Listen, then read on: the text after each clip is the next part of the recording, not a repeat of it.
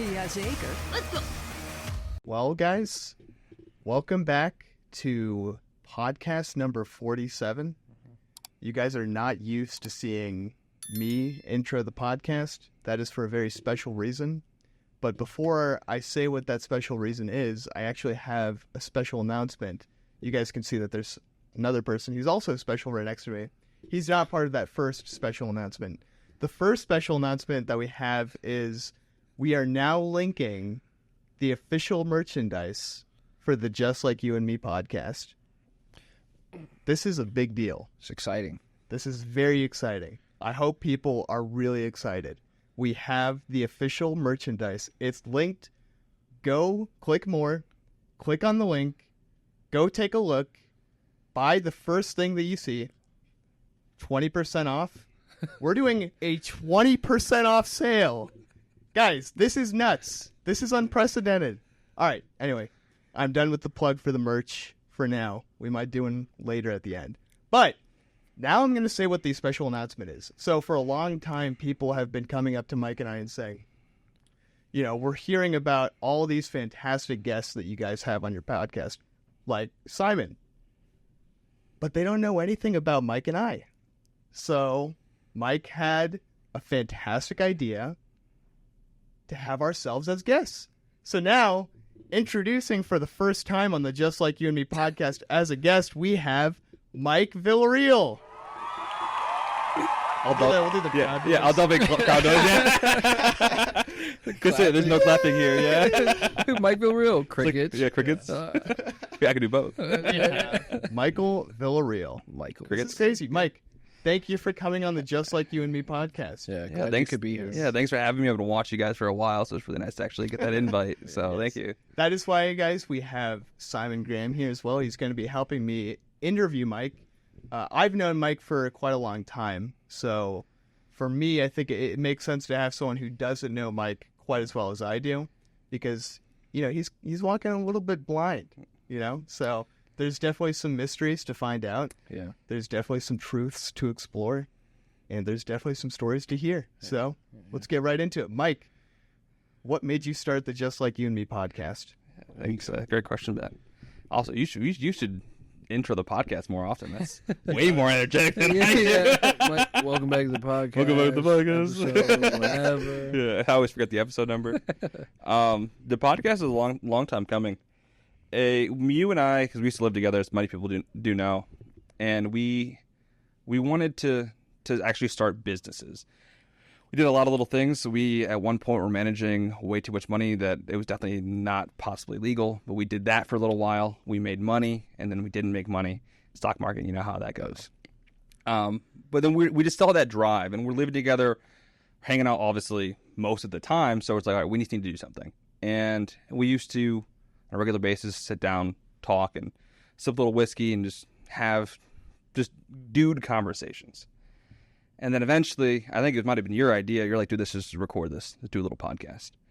And before that, we had a random domain name because it was another failed venture where we tried to sell domain names. That was Clappin' Faffin LLC. And then we made it into an LLC, but it was clappinfaffin.com. And so the name of the podcast was Clappin' Faffin.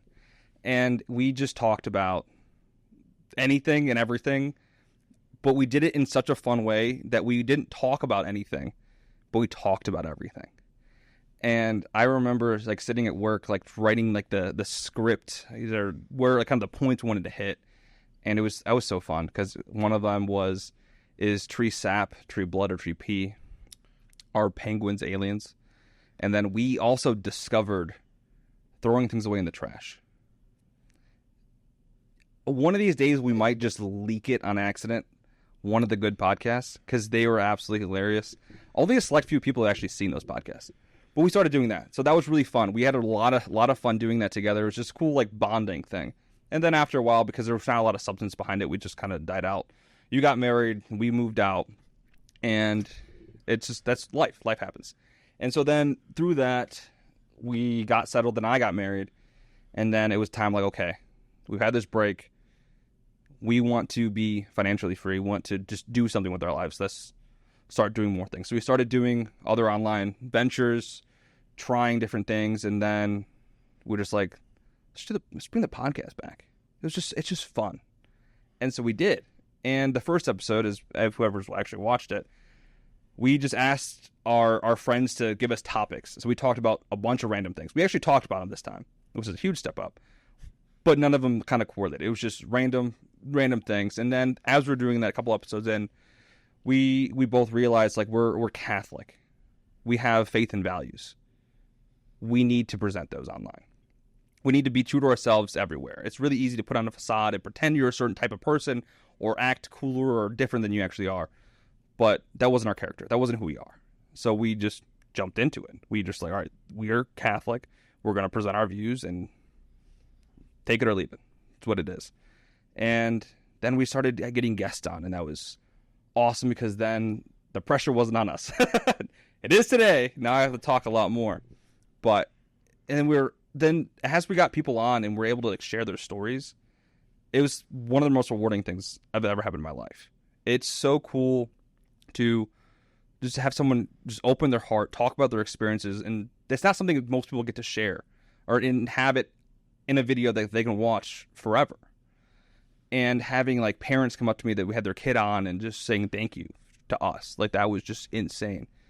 And so that's what's really been keeping me driven on this podcast, is just sharing our faith, sharing people's stories. It just means a lot. It's been fun. Yeah. All right. So I have to ask, of course. Yes. You said clapping. Faffin. There is a story behind that. There as well. is. Yeah. So, like, what? Okay, I got this. So we're looking at tons of different business ventures, just anything possibly you could think of. We're watching like Alex Hermosi, anybody who's on the internet. And Ben had the idea, is like, dude, we need to flip domains, like website names. Mm-hmm. And I'm like, that's fantastic. Let's figure it out. And so, because we were watching some videos, people are making money doing this. Like you can sell them for like thousands of dollars. And so then we got all the accounts set up, and we're looking at domains, and we don't have a lot of money. And so we're trying to save for weddings. And then we found one, Clappin' Faffin. We're like, that sounds cool. And it means nothing. So it can mean anything. And it was $69. We bought it. Yep. We listed it on GoDaddy.com for $1,400. And let me tell you, no one bought it. Yeah. By the way, I still think that is an incredibly lucrative venture. We just didn't have the capital to really pursue it at the time. Yeah. But it wasn't even. We both knew Clappin' Faffin. Like it was the website itself was called Faffin.com, and it was the first thing that was on the list. There wasn't a whole bunch. I think the website was called NameDropper.com. Oh. And it was just the first thing that we saw. And I think I remember Mike looked at me and said, Ben, it would be the funniest thing if we owned Faffin.com. Because who on earth would own Faffin.com? Apparently you we would. Yeah. I totally forgot. Yeah, it was Faffin. I've still been so with the Clappin' Faffin because that's the podcast name. Yes. It was just Clappin' Faffin because we were trying to think, like, if we started a podcast, what could you possibly do with Faffin? Yeah. The only thing that sounds like that is clapping. Yeah. So every podcast would start out like, "Hey guys, welcome back to Clappin' Faffin," and that was the podcast. Yeah. And by the way, no one has ever actually seen it. They've only heard it because there was no video. We couldn't figure it out. Yeah. That was the hardest thing, was figuring out all like the technologies. And even with this podcast, I mean, we're still using phones, but we got mics. And if you look back at all our episodes and actually like with the magnifying glass like Rocco did, you can see improvements in every single episode, which that's like the podcast. It's like, it's really cool, but it's a really cool mirror to like our character and kind of what we're trying to develop as business people is, okay, we have a problem. We don't know how to do it. Let's figure it out and continually get better. And that's why I've just loved doing this, because it's a challenge. We don't know any of this, but we figured it out. We got lights now, with cameras, doing good.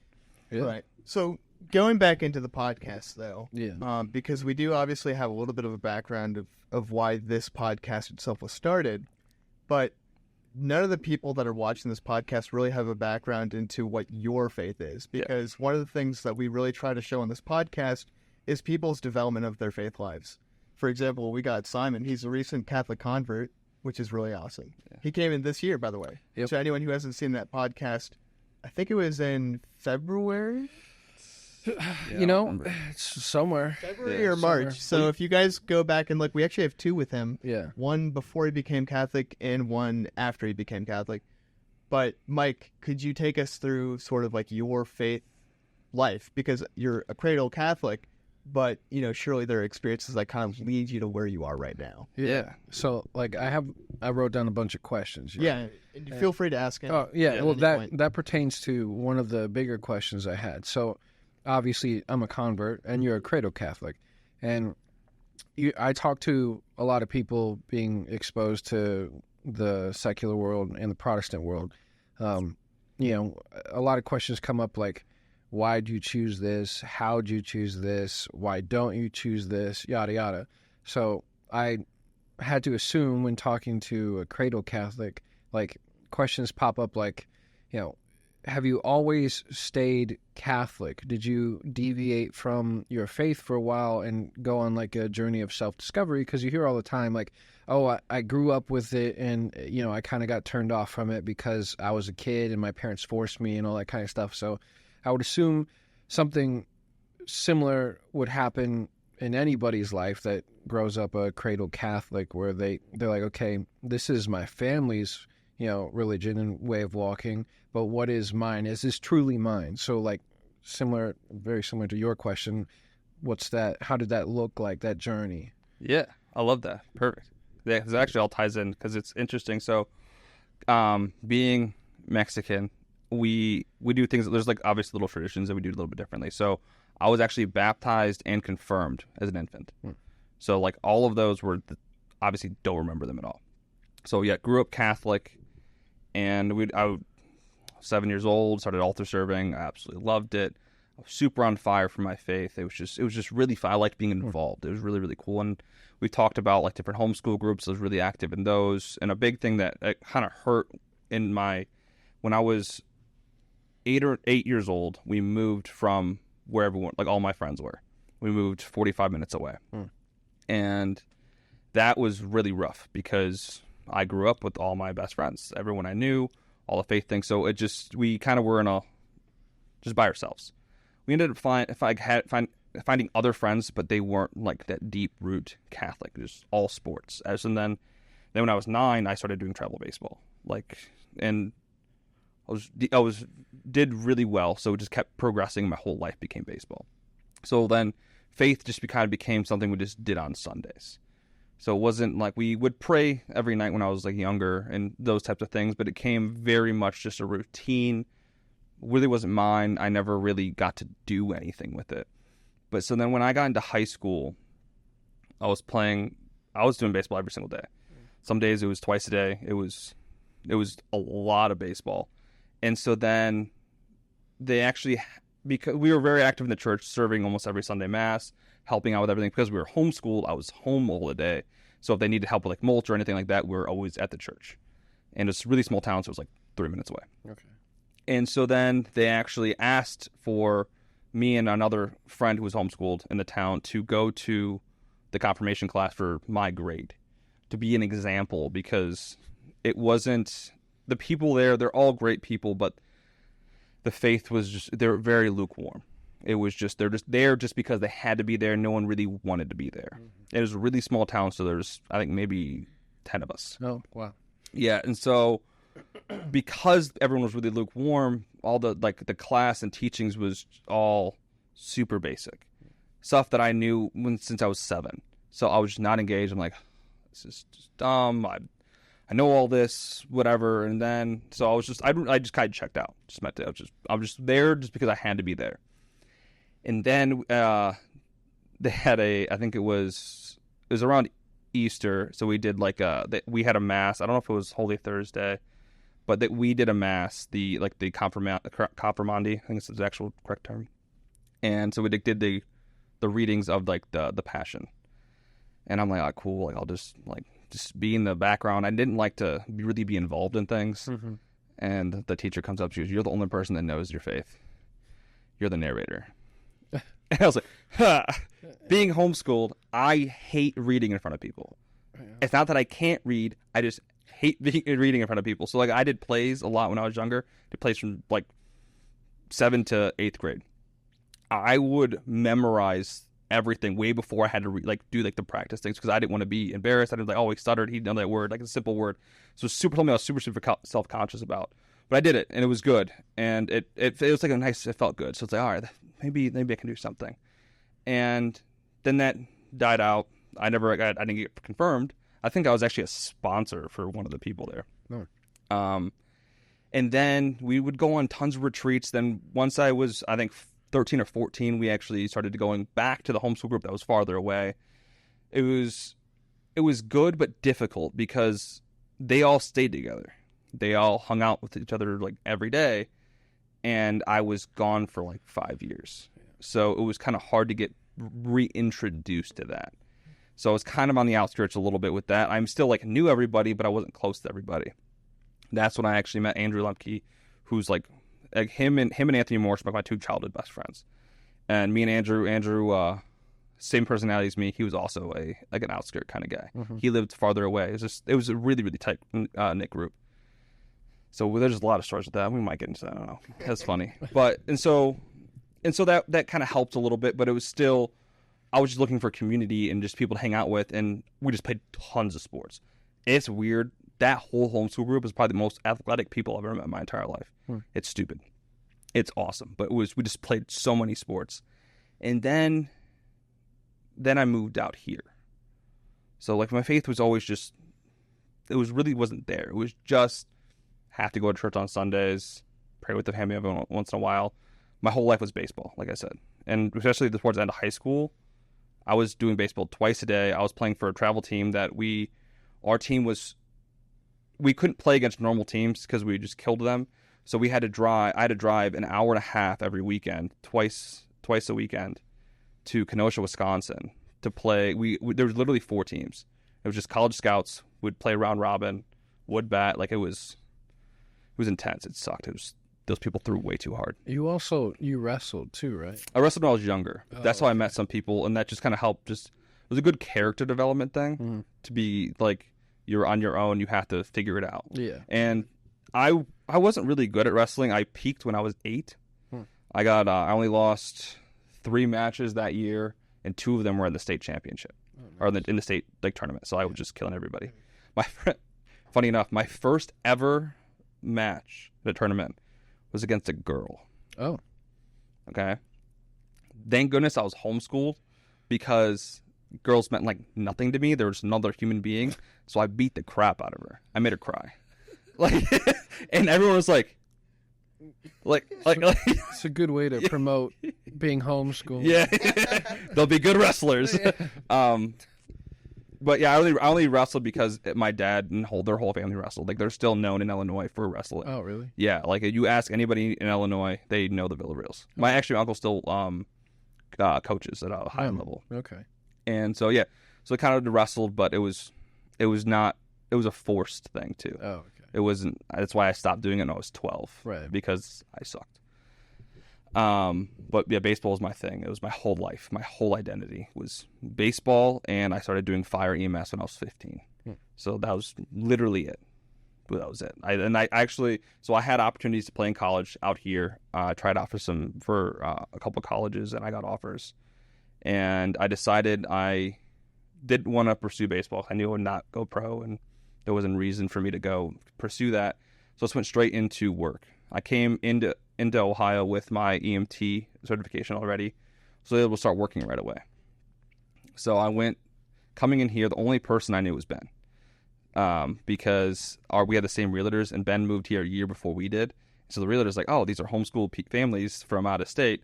They're going to be best friends. So I moved a week late because I had to finish baseball, but my family all moved, and Ben's family was actually like all there before my family was there. Yeah. And when we get you on here, we'll have you explain your side of the story because it was not easy getting there for you. But so then, and then it just came back into just a hustle bustle in life. Didn't have time to really get into anything, and we still would see my close friends once a year at Catholic Family Land. And that became a huge drag. Catholic Family Land, I don't know, we've talked about it a little bit, but essentially it's a family Catholic camp that you start off the week with Mass. Then every day there's Mass, like a Bible study type thing right after Mass, lunch with the family, sports, another talk, and then sometimes there's adoration. And there's rosaries every day, chaplet every day. And after we moved out here, and everything was just thrown at me, I just didn't care anymore. I'm like, this all just sucks. I hate it. I just want to work. I don't believe in any of this stuff. It's just what we do. I never had an opportunity up to that point to make my faith my own. Right. It was always given to me from infancy.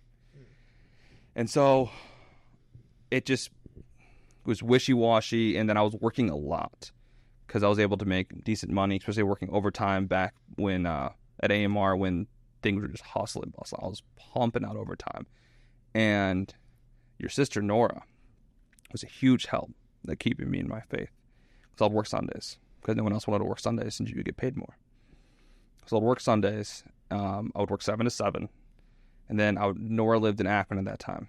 So I would go over to her house afterwards. I would take a little nap, and then she would drag my butt to church at 8 o'clock at St. Bernard's. So if I wasn't doing that, I would have stopped going to church. There was one day she actually didn't take me to church. I went with her roommate. We parked in the parking lot, like the parking garage there. We listened to music for an hour and came back. And I was like, because I was just like, why even do this? And I was just kind of just done. Felt real bad. But it's like, just why? So I started thinking like, okay, I started to break this down. Like this, God is real. I know that. But why is the Catholic Church? Why am I Catholic? Mm-hmm. Then I started just looking at the history and breaking it down. I'm like, damn, this is the true church. All these rules that as growing up younger, when I was younger, I'm like, oh, these all suck. I want to drink. I want to do all these things. I want to just like all just self-pleasure and self-gratification. I'm like, it's the Catholic Church. So I begrudgingly started to actually focus in Mass, pray more. I then, when Nora moved and couldn't go to Mass with me, I actually got a group of my friends to go to Mass with me every weekend. And so just kind of that accountability partner was really, really fun. We all just go together.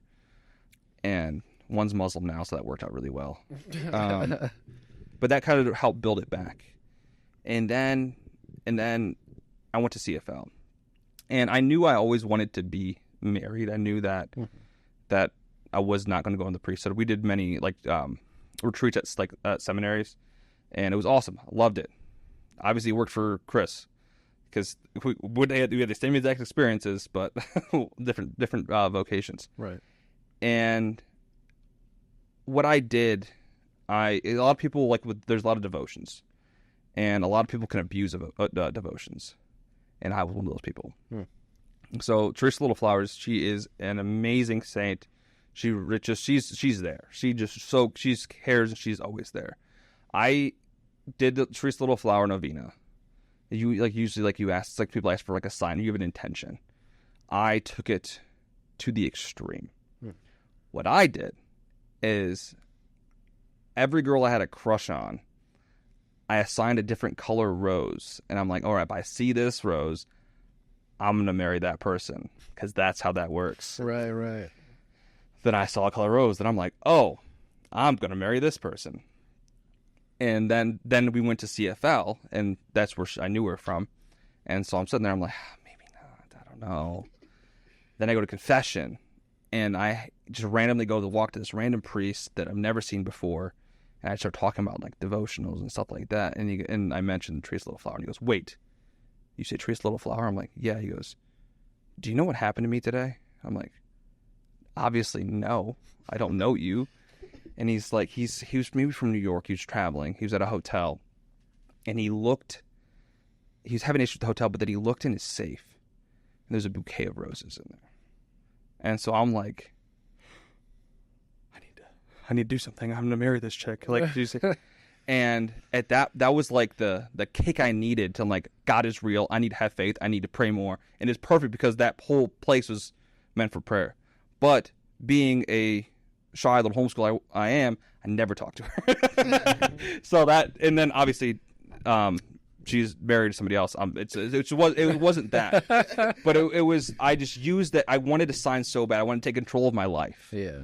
And because faith was something that was so like just teeter-tottering, I didn't have any control over it. So I wanted some sort of control. I wanted something tangible. I kind of thought I found it, but that was the kick I needed to kind of get back. And then, as any like things do, like you have like a big miracle faith thing happen. Woo, I love Jesus. And then life happens. You're like, okay, I hate everything. And that happened many times. One thing that I will definitely talk about is I was in a relationship where I knew, like I said, I knew I was supposed to be married. I knew I wanted to be married. So I'm like, I'm just going to stick with it. I'm going to marry this person because I'm supposed to be married. Right. And there was so much not good about the relationship that I forced to make work. Yeah. I never talked to my family. They were trying to like father me, like parent me. And I'm like, no, you're wrong. I'm right. I know what's going on. And then I was just making horrible decision after horrible decision. Paying way too much for like a ring, not spending time with my family, lying to my family, working so much so that I can afford all these things. I was working 5 jobs. I was not home. 5 jobs. 5 jobs. I was not home. Wow. Because I was just trying to just hide all the pain and everything. So I'm like, all right, life just sucks. I just pain. I'm a man. I'm just going to make it worse. So I did. And then, as God usually does, he stops you. I was working out one day and dislocated my shoulder by myself. Where were you working out I at? was at the fire department. Oh, okay. But that's probably the best place to be. Yeah, I was about to say. Yeah. But I dislocated my shoulder. And doing what? Like, how did that? I'm going to flex right now. Ready? So I was warming up to do a chest day. Uh-huh. So my big compound list was going to be incline bench. Oh. So my first warm-up set, I threw the 70s up, popped out, done. Really? Just popped out. So bad. It hurt so bad.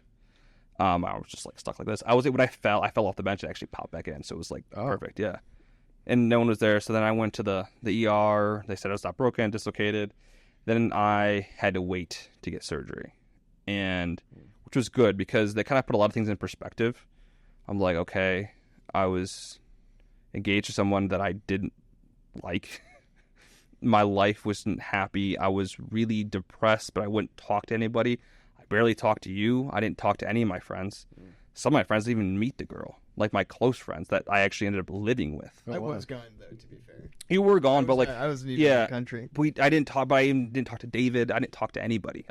So this is like the reflection you're having in the hospital. This is the last couple months after the hospital, Okay. leading to the surgery. Okay.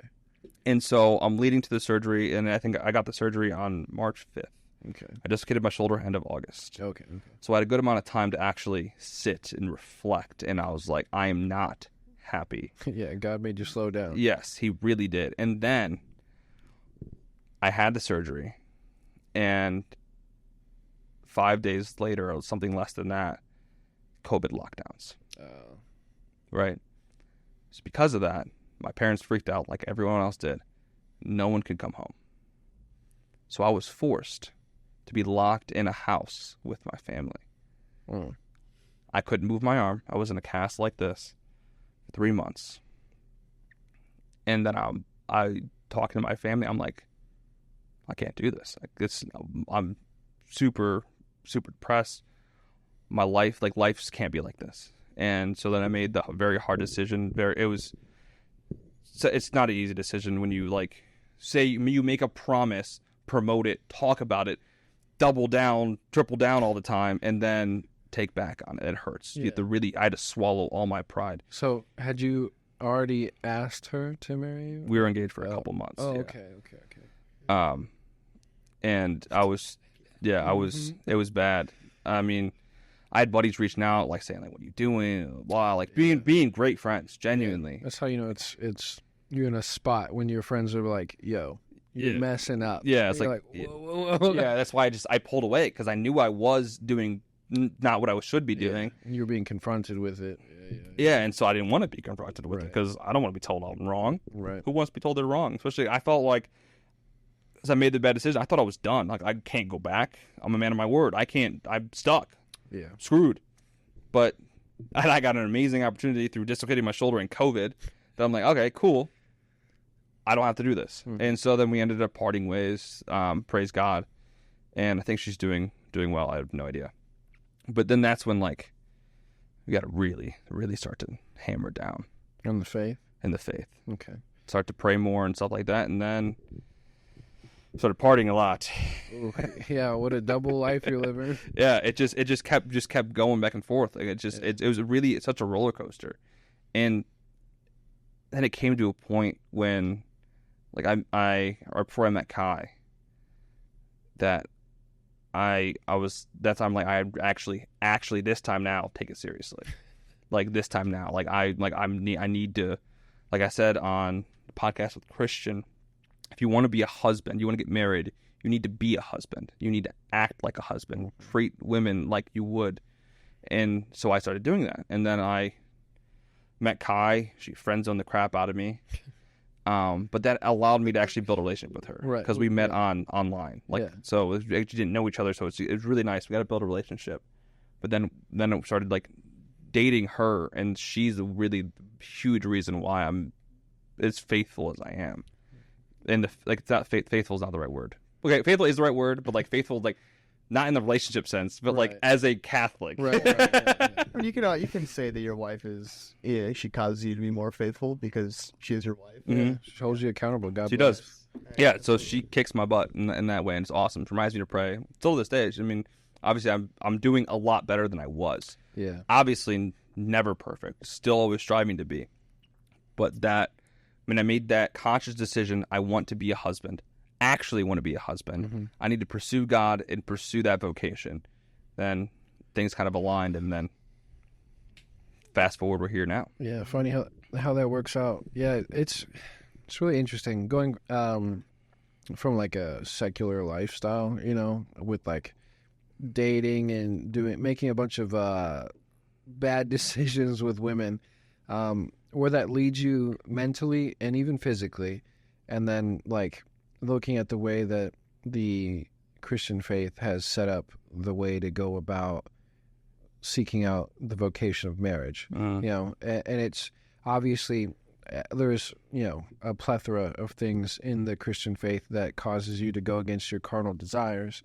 So in entering into, a relationship, it's like pretty much all of your physical carnal desires with this individual have to be, taken away, and you don't get to entertain those things, the pleasures of the flesh, but it causes you to, like, focus on the important things that are necessary for the longevity of a divorce. Now, I don't know a marriage. I was gonna say, I'm like, did you mean to say divorce? No. So I don't know. I was going to say I don't know the statistics about divorce. That's why that word popped in my head. But I'm assuming, I would have to look, but this is an assumption, do your research, that, like, probably the divorce, like, age range happens around the time when the physical stuff starts to slow down and or, like, end.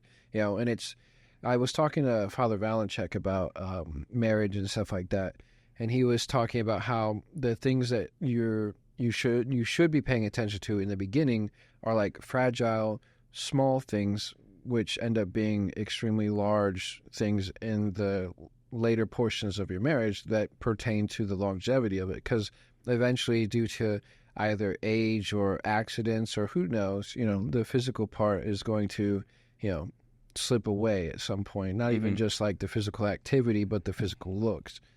So that's when the stuff that you ignored in the beginning start to be extremely pertinent and important to the longevity of your relationship. And it's like, well, of course the Christian faith has it set up that way, so that way, one, there's no divorce in the Catholic faith. So, like, I mean, there's not no divorce, but, basically not. Yeah, unless you're, like abused. Right.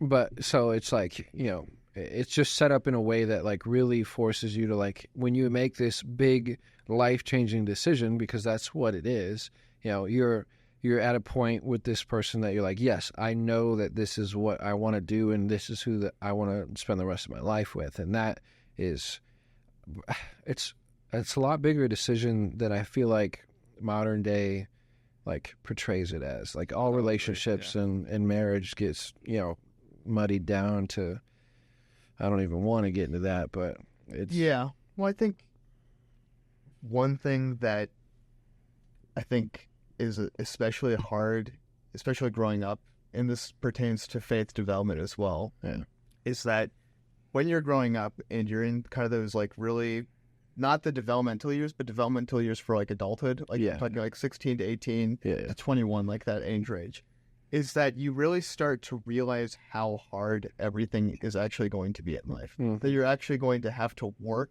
more than you realize. That things aren't just going to be handed to you on a silver platter because your parents were raising you. If you were lucky enough to have parents that loved you. Whoa. Not talking anyway. But there are, there are people that already do go through hardship early on in life. For sure. Not talking about those people. No, I'm not trying to be mean, I promise. It's either you were being mean or you were just like, bringing up some past. I've got built-up trauma. Yeah. Not from that. But the idea, though, is that, when you start to get into that mindset of realizing how hard a lot of other things are going to be, you start painting that into every other area of your life. And this is what I've noticed with conversions, and I think that it's becoming more and more important for just faith sense as well, is that you really need to, from an early age, you need to experience, or you need to at least try to envision what joy is going to be like. Right?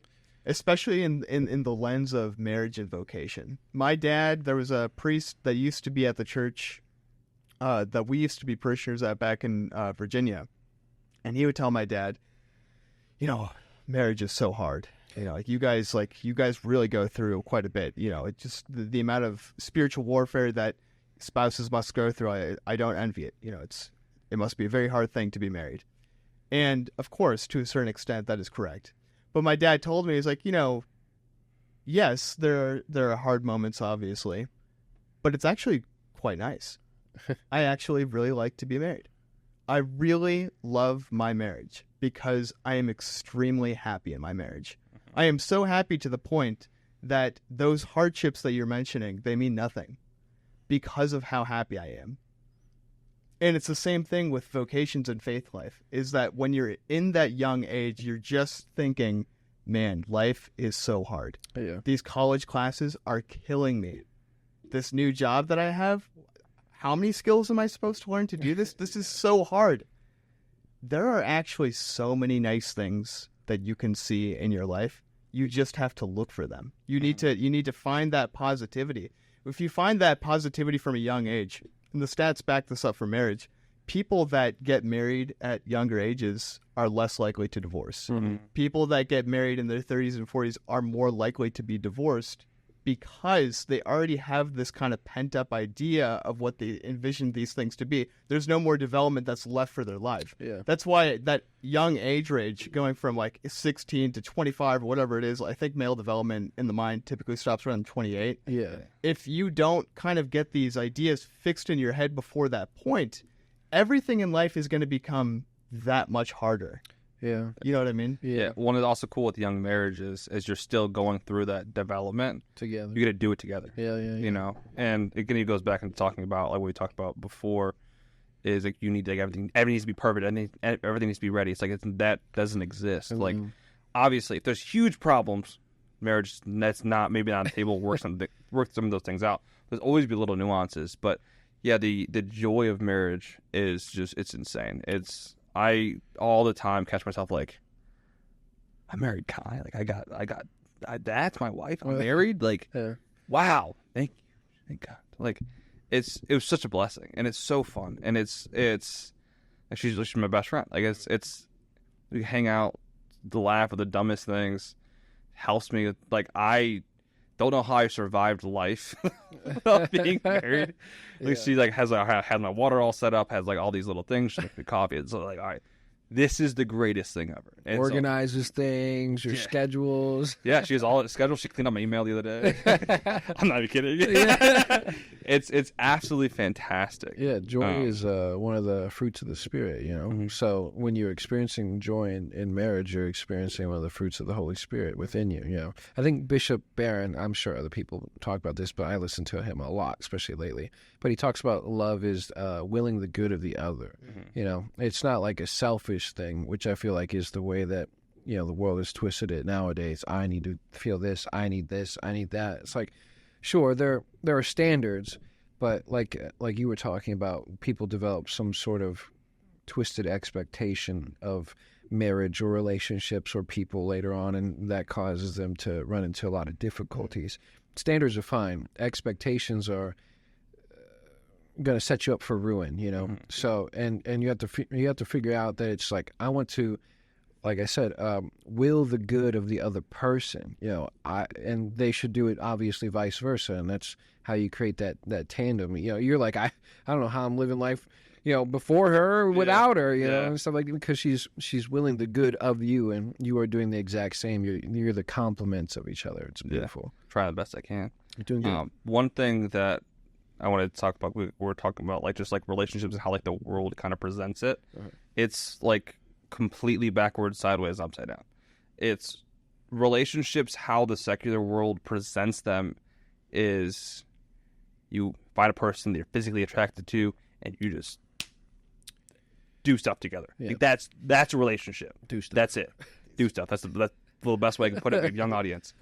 Young audience, right? So that's it. Like that's a whole relationship. If you're not doing that, you're not. And then what? Oh, then your relationship's not meant for it. Oh, then you can start doing other things, and that's the whole basis of relationships is all based just physical attractiveness and what can that person do for me. Yeah, and then you start relating that to love. This is what love means, and it's like, and then you find out later on that this is very much not what love means. It's like not even close to what love is. You're just chasing carnal, you know, flesh desires, and then once you realize, when you get to the age where that's not as easily accessible to you as when you were younger, you know, college, you're drinking, like, party, and all that. Yeah, you're like, oh crap, my whole perspective or perception on what love is can be completely backwards, and then to try and rewire that and fix that in your later age and pushing it off, you know, it's not a good way to set yourself up. No, it's horrible. You're literally wiring your brain to think a certain way that's wrong. No. And you have to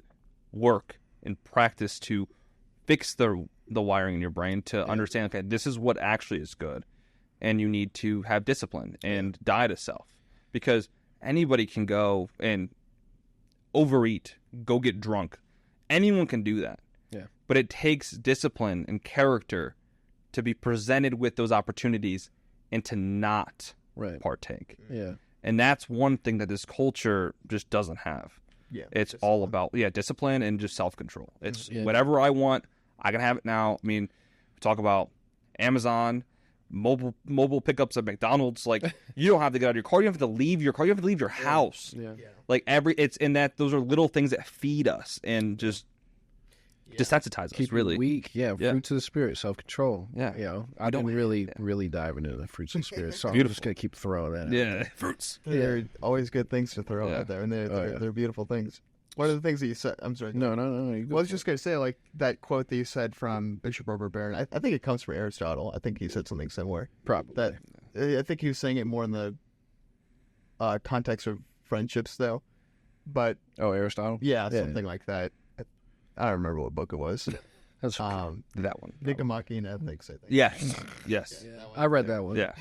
Back pocket. But that idea, I really love it because it paints love as an action rather than a feeling. Very much so. And Mike, you've always been a really, really big proponent for like just doing stuff. Like that's always been, I feel like, kind of your mojo is like, I need to constantly be doing things. Where do you think that mindset comes from? Because I think this is really important for the viewers to kind of understand where you come from, because you're a doer at the end of the day. Yeah. But where does that mean? Where does that come from? Yeah, my dad.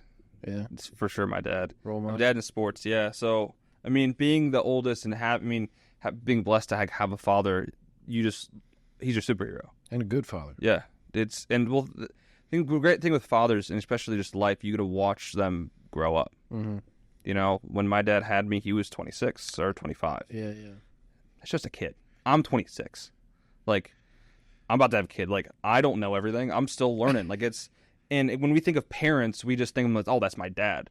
We forget that they are actually human beings that are learning and have no idea what's going on. Like, adults don't know anything. They're just figuring it out. Grown babies. That's what it is. That's what I feel like. It's nuts. But so I watched my dad. So I watched my dad work really hard. He was always doing something. He was always out in the yard. He was always working. He was always just doing something productive. And so that I was always wanted to do something. So my mom would incentivize us to like do our math before we wouldn't play it outside. So what I would do is I would do like extra math for like 3 days. So I'd go play outside for longer. So I was like just wanting to do things. Yeah.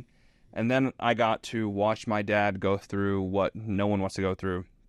He was in the mortgage industry, and during the 2008, 2007 crash. So he was a part owner in a company, and like many other companies, they couldn't afford to continue to work. So he had to liquidate it and start from scratch. And so I saw him go from here to here, and then it just kept getting worse. So from here to here. I watched him have multiple jobs. I watched him just make it work. As many people know, we have a big family. I'm the oldest of 7. So it's not just like the typical family where you have 2 kids.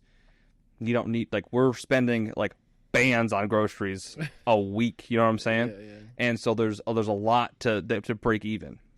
And so I watched him do that. I watched him go to get a break, get a job.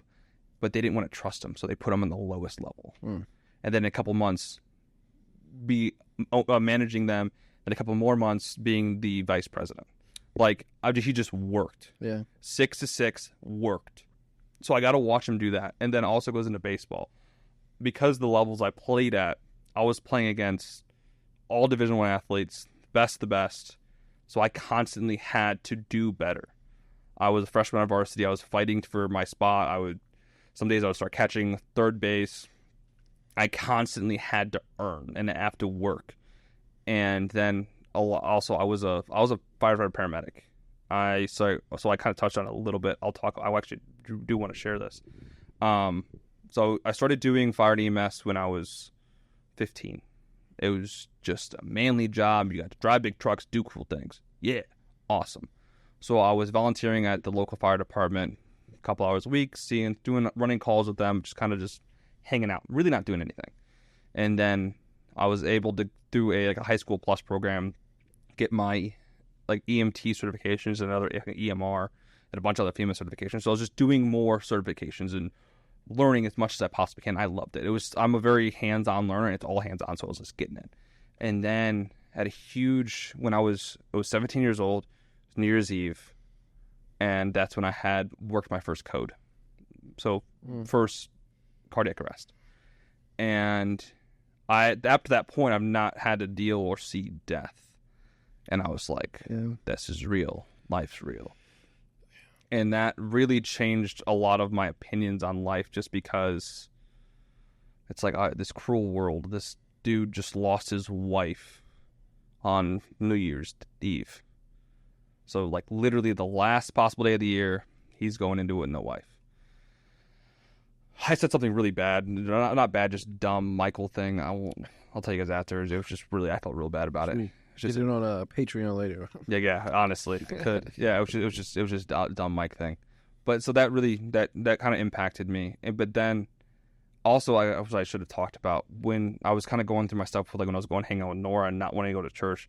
I was working heavily in fire EMS. I was in classes, so I was getting my fire certifications, getting my paramedic, and I was just working. I worked at 2 fire departments. I was working at another PT center. I was working at a bunch of different things, and my whole worldview was so jaded because I saw the worst of humanity every single day.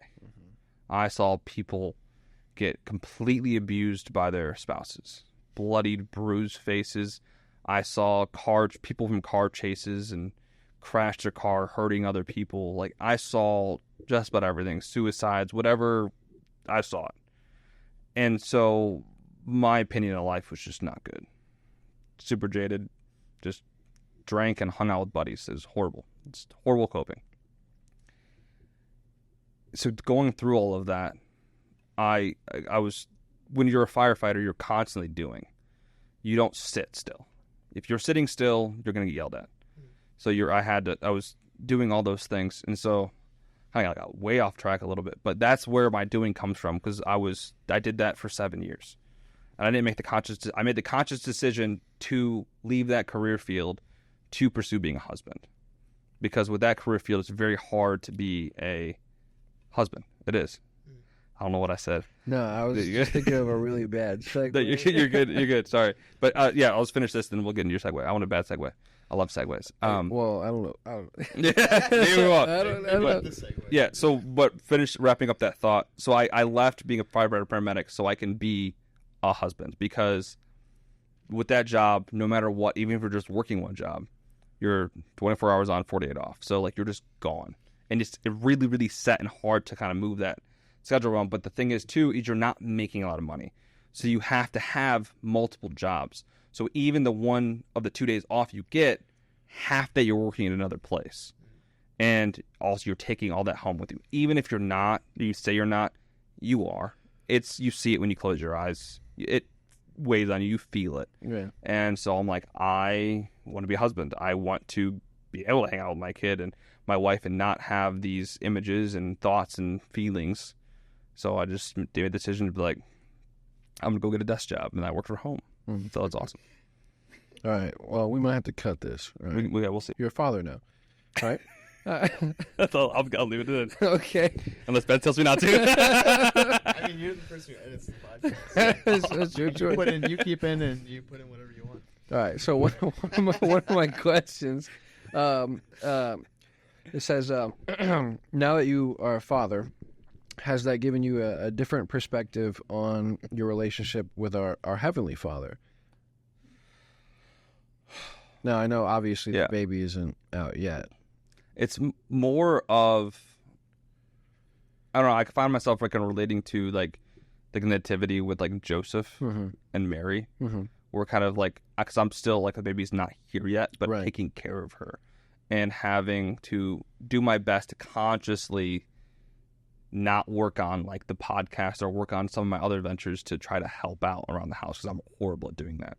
Because like being a doer, I'm constantly working and doing things. I mean, been at V3, I'm just working in the corner by myself. Like that's just, I don't like to stop. So that's the biggest thing. That's what a lot of the prayer is stopping and being that person for Kai, helping her, making sure she's there. Especially these next couple of weeks are going to be, Baby Jude's coming. Like it's coming soon, so I need to make sure I'm ready. But I'm sure it will have it's just weird. I don't know. Like, have you like thought about that yet? Like, yes and no, because we've talked about it. You've talked about it. I was going to say it relates. Like, Jude's still cooking, but you got one out the oven. You know. Yeah. So does that kind of give you like an interesting like perspective? Because I'm assuming, while without child, you're like, oh, I'm the son of Christ right now. Like, I have a heavenly Father. Like, there's this beautiful relationship, and then your understanding or perspective on that relationship deepens in a completely different manner, because now you are again like the father taking care of a child.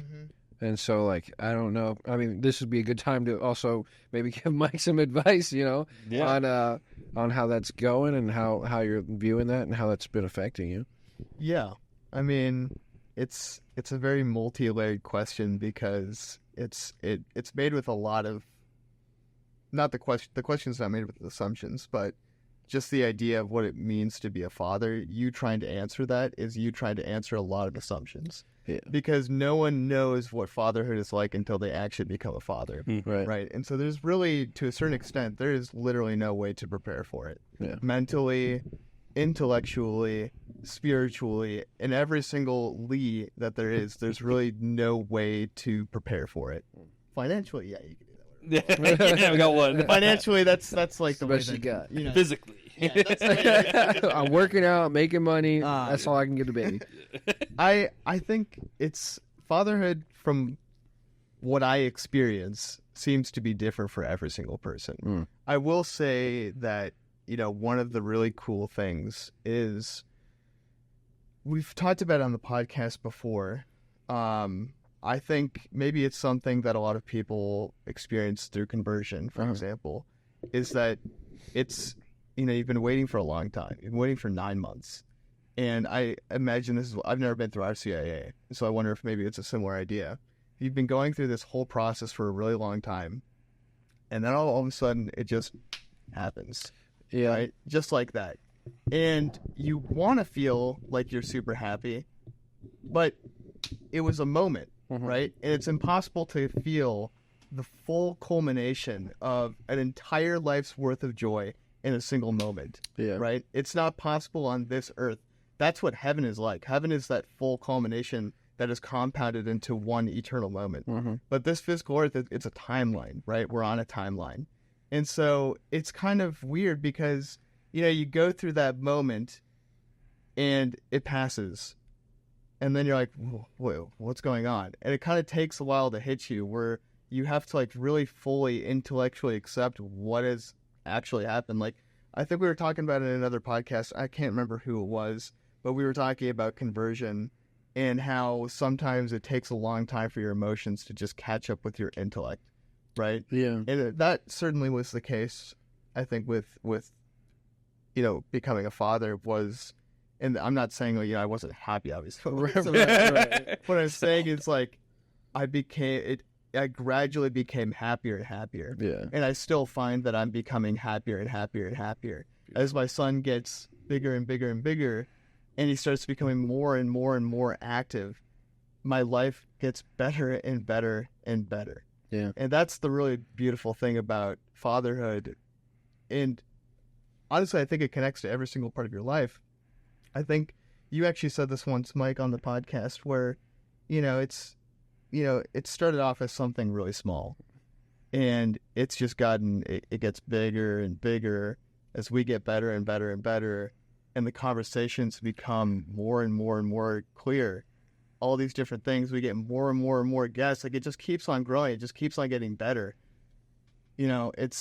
Everything is connected to that kind of simple idea. When you start looking at it with that kind of positive mindset that, yes, everything is getting better and better and better, you can go into any different part of your life fully prepared. Yeah. Dude, maybe that's why they have honeymoons. Yeah. So you could yeah. okay, I'm married now. Let's take a week. Okay. Let me realize what I just did. Well, it's like, obviously I went through RCIA, and so I went to Mass every Sunday, and I tried some daily Masses when I could. But, when they present the Eucharist and I can't go up and receive the Eucharist, I have to wait, 7 months basically before I can go up and receive the Eucharist. So I just had to sit there and look at it and I pretty much would just well up with tears, being like, I desire that so badly. I can see it. It's right there, but I can't just yet. And I understand why, and I respect it. It's just like, oh. And then all of a sudden Easter Vigil happens. I'm confirmed. I get baptized. I received the Eucharist, all that. And then all of a sudden it's like that feels like it was just yesterday, but it's been months. And I still haven't fully comprehended that I was baptized or the significance of my baptism necessarily. And the fact that now I can receive the Eucharist every day. You can see Kai is pregnant. It's literally right there. And you have to wait 9 months or, however long before baby Jude is out. And then once baby Jude is out, you just have baby Jude every day. Yeah. It's the same, basically same thing with the Eucharist. And you're just like, this is mine. I made that. Yeah. Well, the thing is, I was talking about, when your wife's pregnant, it is I understand it. Yeah. But I don't understand it. It's like you have a belly. There's a full baby in there. Now it's better. When she was the baby was smaller and she wasn't as showing. It was weird because you didn't really feel kicks. You didn't see movement. Yeah. But then when it comes towards the end, you could when he's leaning one way, you see his whole back. It's weird. It's Yeah, does that freak you out? Oh yeah. I mean, it freaks out. I think it has to freak everybody out. And it's some kind of capacity. But it was, you could see everything. It's okay, that actually is a baby in there. Does Kai eat any, weird things? I don't think so. Has she not craved anything weird? No, dude. She's had, that... I'm not going to say it. Everything's been really good. She's not having weird cravings or anything like that. I hope for a very boring delivery. Yeah. But no, yeah, I was hoping she would because I'm like, I like trying weird stuff. Like, let's go pickles and ice cream. Yeah, I'm ready. My wife craved Chipotle during her pregnancy. Oh, no. Sucks, man. Yeah. Yeah, she just wants ice cream sometimes. Oh, okay. But like I don't really like ice cream all the time. That's fair. Yeah, I'm not really a sweets guy. I like cookies and cakes. Like that's where I'm. Yeah, man. I'll take a savory over sweet pretty much any day of the week. I was smashing Twix in the car before I got here. I do like sweets. Don't get me wrong. Right. But if someone offered me like just a Hershey's chocolate bar or something and a bag of Lay's potato chips, I would take them. Well, what if it was Hershey sucks. What if it was It's true. What if it was Feastables? Feast. I don't even know.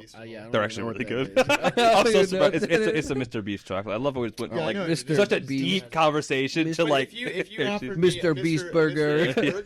Or a Mr. Beast chocolate bar, I would take the burger. No, I do. I agree 100%. Hamburger. Yeah, 100%. I'll take a burger right I mean, now. a burger's starving. Yeah. Brian, burgers, please. No, you didn't mention Brian this podcast. Nah, he's chilling. It's not his Yeah, fault. he's being quiet. He's being a good boy. I was gonna ask you a question, but I'm trying to.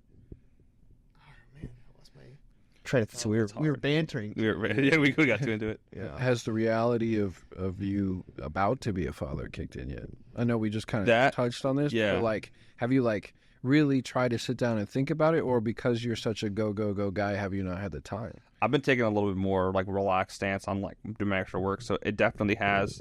Then also, it just bought a house. Yeah. So there's like, you were fantastic. Thank you, man. It was. So everything's kind of been hitting right now. It's like, oh wow. Yeah, you got a lot of big things happening like all around the same time. Yeah, and podcast blowing bigger up, things to go too. House, baby. Yeah, I got a couple announcements till save at the end too. Sweet. Yeah, stuff's just going. It's just nonstop. So merch drop, merch 20%. drop. Yeah, 20%. We have some more announcements too for the end of the podcast. Yeah, I just wanted to plug you guys better don't skip to the end. Just wait to the end. Yeah, I wish we can lock it. But then no one would watch the podcast. Like, why should they have to watch the whole thing? Delete the window. Yeah.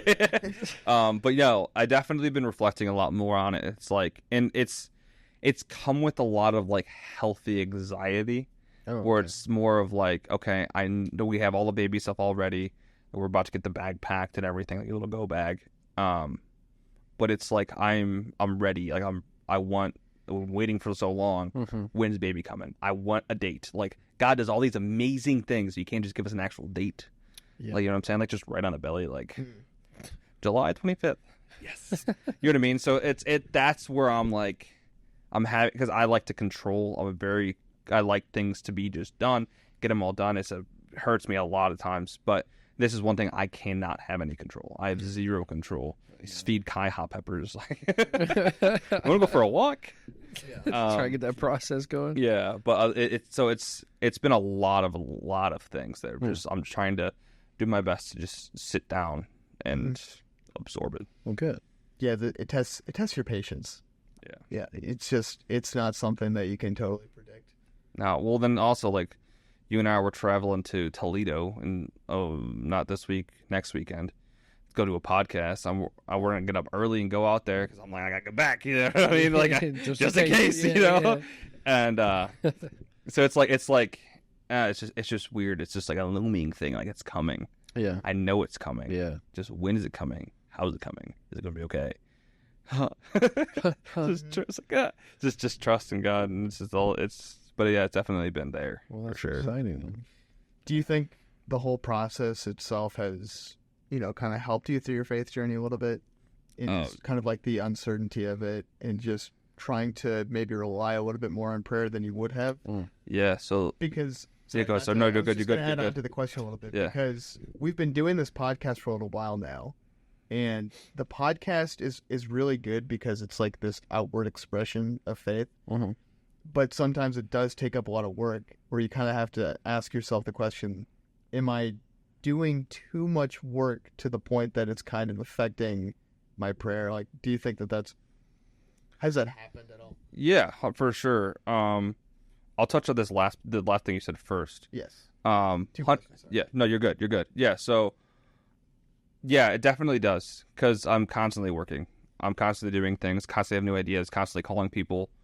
Like one thing I'll plug a little bit here, talk more about at the end is I called Colby Ballard, who was one of the guests on the podcast, and I'm like, I was just bored. I was working. I took 4 shots of espresso, and I was by myself. I'm like, I'm about to edit like a madman. And so I start editing, and when I'm editing, I'm just thinking. I'm just constantly thinking. And I'm like, I love Colby's music. Has he ever had a concert? I'm going to text Colby. Hey, Colby, have you ever had a concert? And he's like, no, I want to one day. I'm like, do you want to put one on? And he's like, yeah. So we're just doing that. So, like, that's what my mind does that a lot. I just kind of, like, different things. So it's just nonstop. And it's been very difficult to just take a second, stop, pray. I'm trying to do more, like, throughout the day, just remind myself, like, God exists, pray, be grateful. And the thing that I don't know if I've talked about on this podcast, whenever I think of God or something happens, like, oh, that was God, I do the sign of the cross. Just because it's a physical reminder of what's going on. So it's really good for me there. That's beautiful. But the first question you like, I think was asking about, I was like, this Jude and waiting, like, brought close to the faith. Jude, yes. But the one thing that I will share that has really been the biggest thing was, I guess I'm going to just go for it. My wife and I's first pregnancy. That's really what did it for us. I want to talk about this because no one talks about it. It's not something that's easy. It's really difficult, but it needs to be talked about. And I won't go into a lot of details, but obviously, it was one of the happiest days of my life when you found out, like, oh, you're pregnant. It's great, awesome, cool, and you want to think the greatest things of it. 'Cause no one thinks the bad, and then what? And then so you're thinking all this. You're telling your parents is really exciting, and then life happens. Life changes, life moves really fast, and it makes you question everything. It makes you question, why are we doing this? Why am I praying? Why am I doing why? And going through that with my wife was one of the most difficult times in our lives. It wasn't like a strenuous thing in our marriage or anything, but just as people, you just accomplished something and you were so joyful for something and it just went away. And that horrible part of our lives has made us so much more faithful. We would not be as strong as we are in our faith if it wasn't for that experience. That experience made us rely on God. It made us turn to the Father. It made us understand that we can do nothing but trust and rely on God. And that was one of the most beautiful gifts any human can get. And it sucks when you have to learn a God lesson or you get a God lesson from something that isn't good, or doesn't feel fun. But it was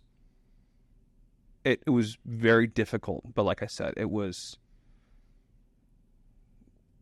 fruit that came from it.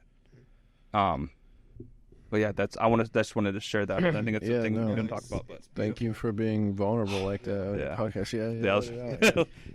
One of the most beautiful things about being a parent is that it actually kind of goes with the podcast a little bit too, because we've been blessed enough to have some phenomenal guests. All of our guests, I think, have been phenomenal. Have just given us these beautiful, beautiful testimonies. Beautiful stories, beautiful conversions, beautiful reversions, just everything that you can think of underneath the sun that's beautiful, they've given it to us, right? They've taught us lessons.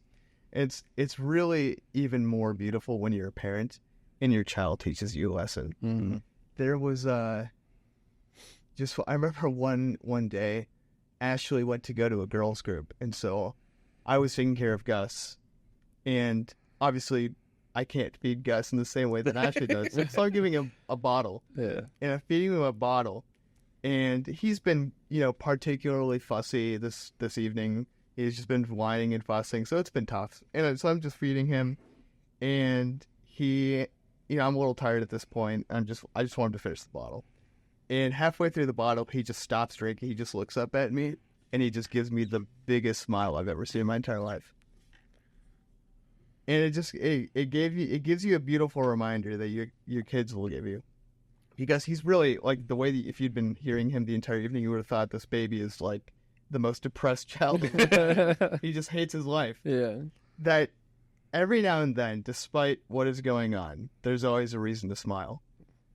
And my son gives it to me every single morning when he wakes up, and he smiles. Good. I'm not joking. Every single morning when we wake up and Gus opens up his eyes, he looks at Ashley. Usually he's looking at Ashley, but he smiles. And it's the cutest thing, but it's also the most beautiful and most profound thing I've ever seen in my life. Because he opens up life that way. He just smiles. Yeah, and that's how we all should look at life. Yeah, I mean, It's that's a lot easier said than That's done. incredible. So I've been reading, I can't remember the name of the first book. The other book I've been reading in tandem with it because they pair well is Uniformity with God's Will, by Saint Liguori. I forget his first name. Saint Francis Liguori, yeah. And so both books kind of go into, how do I explain this? Because it's so complicated. It's something I'm going to have to read more than twice. Not the St. Francis Liguori one. I'll probably have to read that one a couple times. That one's 25 pages. The other one's like 120. But it's going into understanding, or not understanding, how to respond and to God's will, and to continually like replace your will with His will, right? And so it talks about a lot of like really hard situations and beautiful situations, and how in both those situations to continually give praise to the Lord. And it is quoting scripture and quoting tons of saints and stuff like that, but it's constantly talking about, like one of the saints, I forget who it was, but he was basically dying, and one of his people come in and they're like, it really looks like God's giving you a heavy hand. You should maybe ask him to like light up a little bit. And he's like, and the saint's just like, if I didn't know that wasn't coming from a good place in your heart, I'd tell you to get out. And he throws himself off the bed, nearly breaking his bones, and puts his head on the floor, and it's just like, Lord, if it pleases you that I must suffer more, like, give it to me 100-fold, please. Give it to me as long as you want to, make it as hard as you possibly want to, but if it pleases you, let thy will be done. And he ends up getting sicker and sicker and ends up passing away, but like, and there's tons and tons of examples in there when it comes to sickness, when it comes to like viewing of death or loss of things, and or desolation of faith, all types of stuff. And it's really, really interesting to see how the saints and many other people have like gone through these situations and have been like, glory to God. And it's like it's like hearing your story, powerful story, and it is a sad story, and ultimately we don't know the reason why that is what happened, but you said that there was a lot of good fruit that came from that, and who knows what like could have happened without those good fruits in your current like situation, or the love and appreciation that you have for your now situation versus, who knows. But like during any of those things, during everything, especially being a go person, so am I, constantly doing everything all the time. I just want to sleep sometimes, Mm-hmm. but like just constantly in every moment, like, thank you, Lord. You willed this. Let thy will be done. Thank you, Lord. Even in like super hard situations. I was working a couple weeks ago. I'm outside. There's no wind. It's over 102 degrees. I'm building a barn, in somebody's backyard with no shade. And it talks about in this book that they were just like, when God sends you bad weather, and I was like, oh, this is like symbolism. And then they were like, when it's hot or cold, I was like, oh no, this is like legit. Like they're talking about just straight up bad weather. And they were like, thank you, God, because you don't know who needed this or who needed that or whatever, or how this is helping you or how this is leading you towards your sanctification, and all this other kind of stuff. And, we can get into that way, way later when I get back on here and I can, spiel too much. Mm-hmm. But like, it's hard to like come to this place where even in like really hard times, it's the Lord, and we still have to be thankful. And like, how do you put yourself in a place where you're thankful for those sorts of things, or give me more, and so it's beautiful that you're able to have that view on that situation where you're like, yeah, it was horrible. Yeah, it was hard.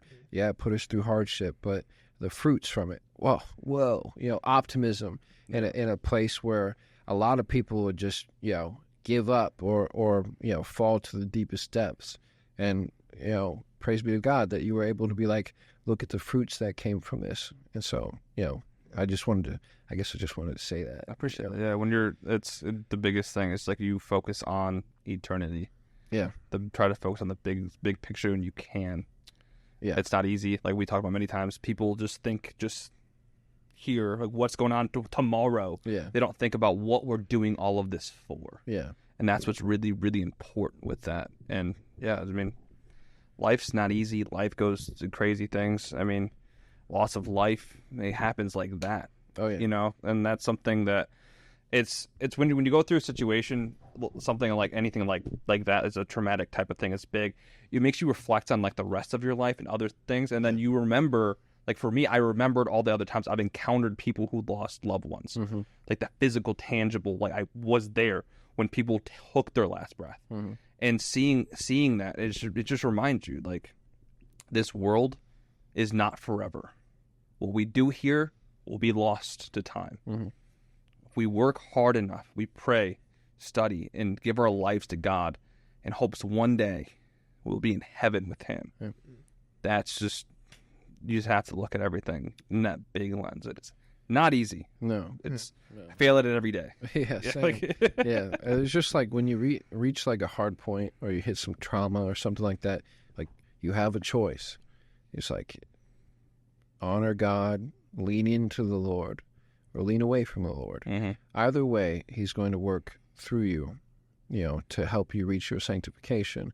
But that's your free will in that moment. Do you lean on the Lord and you're like, Lord, I can't do this, or I don't know what's going on, or help me, or do I need to go a route where I'm going to get chastised, but that ultimately is Him in whatever situation, good or bad to us, is Him leading us towards our sanctification. Yeah. And that's it's hard. It's a hard pill to swallow when you look at it that way, or I was reading something in the same book that was talking about how like you could probably, throw a baseball, as far as you would want to throw a baseball. If I did that, I'd probably dislocate both my arms. My shoulders are completely messed up. But it was talking about like why the Lord doesn't make us perfect in certain ways, certain characteristics, physically, mentally, emotionally, whatever, and how we need to go about working through those things and using those things to go about figuring out what His will is, and how that also leads us to our sanctification. How can we use the suffering, the struggle to bring us to that kind of stuff? And it seems like you've had plenty of that through your story, through the beginning of all this. So yeah, and then also like a thing that I want to talk about a little bit, I think I should talk about, is like a lot of people's, like why they're not Christian, even it's like, oh, why do bad things happen to good people? Yeah. Like why do bad things happen? Why did Hitler exist? Yeah. And it's not, it's like, it comes down to really two simple things, like free will and there's sin in the world. Yeah. And it's just the understanding that, like if you look at the saints and the life that they lived, that's what's beautiful about being Catholic, is we have these examples that we constantly look towards. Like, I mean, they like Christians, like they have the apostles and they know how they died. Yeah. They have that, but they don't they don't focus on those aspects of it. They all were killed. Horribly killed. Why? They lived with Jesus. They got to experience miracles that we would dream of being able to witness. And perform them themselves. And literally perform them themselves. And they still were persecuted and killed. Why? The greater glory of God and faith. Like, it's not easy. We live in a fallen world. Yeah. We have by our free will, we choose God every single day. If we didn't have to choose God, what's the point of it?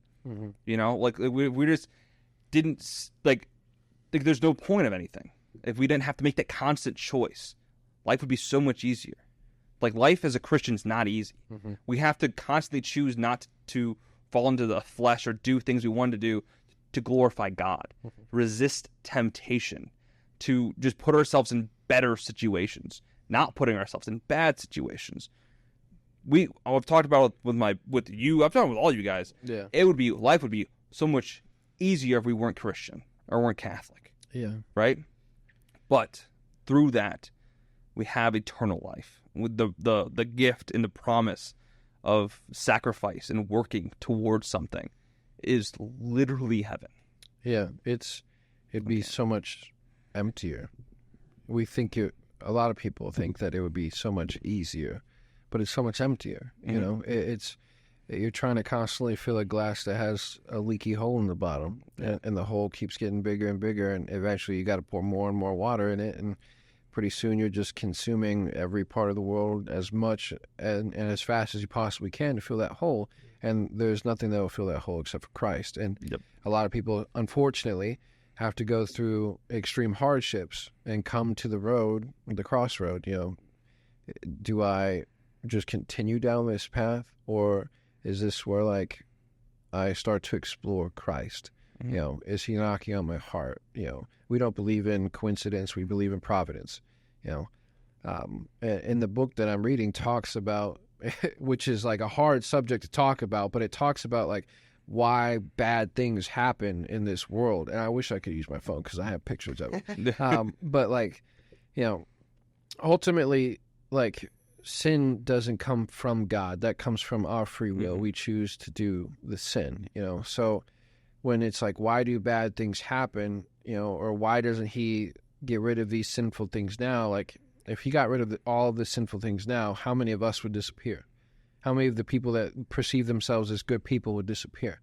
You know, it's giving us a chance to repent and turn away from our sinful nature, you know. And a lot of the reason why bad and horrible things happen is because of, you know, the cardinal sins. You know, when you're looking at prideful people, gluttonous people, greedy people, you know, how far can they take that sin to be at the top of the world, you know, in the world, you know? And it's like, it's due to those people's choices, their free will to do sin, commit sin, that it affects others, unfortunately, you know. And it's like, how long are you willing to live in that way of life before you realize that it is just emptiness and it doesn't fill you with anything? And I'm sure there will people that will argue against that. I feel great. I live great. I love great. And it's like, you have no idea what you're missing out on. And it's like, are you actually happy? Yeah. Isn't another G.K. Chesterton There you quote? go. Thank you. I almost said C.K. I think I'm mixing all these You're people. mixing GK and C. Yeah. G.K. Chesterton quote that if everyone lived to be 1,000 years, they'd either be Catholic or atheist. I believe that was his quote. I think it's something like that. Yeah, it's just because, like, it's eventually you start to question, like, Yes. like you can live life a certain time. Like, what we're seeing now, that's really crazy and really unprecedented, is like through the culture and like the feminist movement, women empowerment has it's just changed. Femininity has changed. Yeah. Like it hasn't changed, but the modern take of it has changed. Yeah. And so these women are sold a lie, saying that they can find happiness just doing their own thing, partying, sleeping with a bunch of people, just living gluttonous in every facet of their way. Very prideful. And then they get to a certain age after they've lived like this, and they reflect on their life, and they realize, wait a minute, this isn't making me happy. I go to parties every weekend. I'm drinking all the time. Why do I feel sad? Yeah. And then, unfortunately, with women, there comes a certain time where you can't go back. You're kind of stuck. Yeah. Internal clock. And it's sad. And that's what I think is the most sad about it. Because of men, we can go through that, and we're still fine. We're able to kind of revert back. We can fix some things. But with women, To some degree. Yeah. There's Depending still, on what you do. Yeah, it still applies to us to Yes. some degree. We're not bashing women. No, not at all. But it's just it's just a reality that women face, that they need to hear this. At least, I mean, maybe if one person hears this, they can maybe think. Like, that's why I've talked about many times. I don't want to change people's minds. I want them to think about something that I said. That means the world to me. Yeah. But if they just think about that a little bit, you know, maybe this isn't it. Maybe partying every weekend isn't the whole meaning of life. Yeah. Like how many vacations do you need to go on to be happy?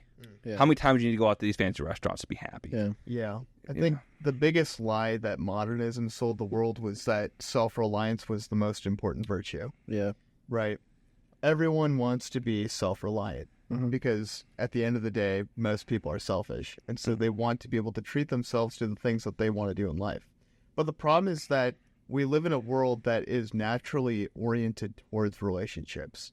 You have a automatic relationship once you're born with yourself and everything else that is other. So when you go into yourself and you live your life for yourself, you close out yourself from the world. And how depressing of a thought is that? Like, it's no surprise that we live in the modern age where there's way more access to mental health care, social media posts that will tell you that self-care is the way to go, that isolationism will help you. You don't need friends. You don't need to be married. You don't need to have kids, right? You can do it yourself. You can do it yourself. All you need is dogs. You can do yourself. Yeah. And somehow, amidst all of that, we are probably the most depressed society that has ever existed on this planet. And the suicide rates. The suicide rates are incredibly high. Yeah. It's because we're naturally oriented. The covenant is a very natural thing between God and us, right? Yeah. That's a very natural thing for us to be oriented towards a relationship. When you don't have a relationship with priests, it's the relationship with the church, with their parishioners, with people that they're responsible for edifying. As a father, you have a relationship to your wife, to your kids. But not only that, through relationships, we gain an image of God. We obtain an image of God because we become an image of God, because we sub-create things through our nature. We are naturally oriented to create things. When you isolate yourself from the rest of the world, you close out that creative faculty because you're not what's the word I'm looking for? You're not collaborating with that other aspect of the world. You're only inside yourself. You can't create anything inside yourself because it was already put out there. Yeah. You're called to create things outside of yourself. And when you isolate yourself, so we would say that Christ is love, the embodiment of true love, right? And to love means to will the good of the other. So as soon as you start to become all about me, you've broken yourself off from true love. Therefore, you've broken yourself off from Christ. You're starting to worship yourself. I am what matters. I am what's most important. I can do this. I don't need anybody. Yada, yada, blah, blah, blah. I, me. You are worshiping yourself. And you have destroyed and perverted the image of what true love is. And if love is willing the good of the other and the only thing you will is the good of yourself, what else am I supposed to say there? Yeah. And it's really unfortunate and it's really sad. I don't know.